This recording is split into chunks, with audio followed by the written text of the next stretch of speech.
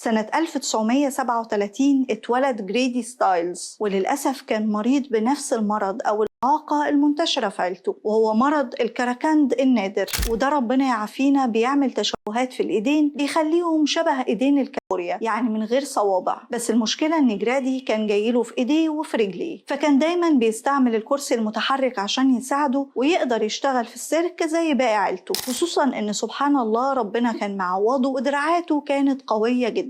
وتفوت السنين ويكبر جريدي ويتجوز واحدة اسمها ماري تريزا، ويخلفوا بنتين هما دونا وكيتي. وكعادة عيلة ستايلز واحدة من البنتين وهي كيتي ورثت حالة والدها جريدي، فشغلها معاه من صغرها في عروض السيرك. ومع كل ده حياتهم الأسرية ما كانتش أحسن حاجة، لأن بالرغم من حالة جريدي وشكله الطيب بس كان عصبي جدا وطول الوقت بيشرب، ودايما في البيت كان بيصبحهم بعلقة ويمسيهم بعلقة، خاصة بنته الطبيعية دونا. وده اللي خلى مراته الأولانية ماري تريزا تزهق منه وتتطلق. وبعد الطلاق بفترة اتجوز جريدي مرة تانية، والمرة دي خلف ولد سماه جريدي ستايلز الثالث، وللأسف برضه كان وارث نفس الحالة وانضم لأبوه وأخته في السيرك. وتعرفت فقرتهم اللي بيقدموها هناك باسم عائلة الكراكند أو لوبستر فاميلي. وتفوت السنين وهو على نفس الحال، العصبية والضرب لولاده وخاصة بنته السليمة دونا، لدرجة انها يوم ما اتخطبت ما كانش بالع خطيبها، ومع انه كان عارف ان في بينه وبين بنته دونا قصة حب، قرر يخلص عليه يوم الفرح عشان بعدها يسلم نفسه ويعترف باللي عمله.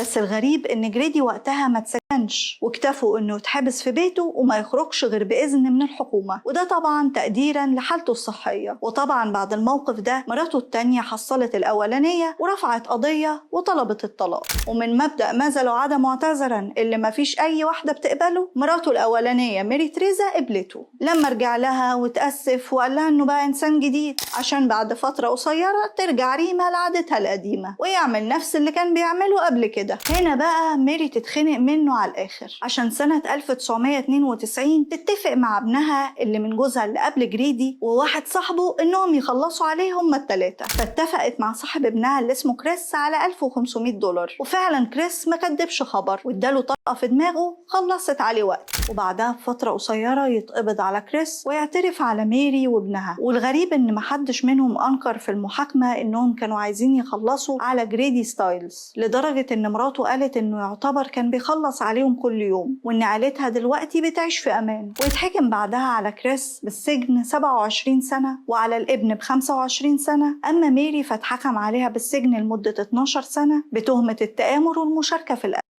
بس في النهاية تفتكر مهما كانت درجة عصبية الأب ممكن يغير من بنته أو ابنه لمجرد أنهم مختلفين عنه؟ هستنى رأيكم في التعليقات.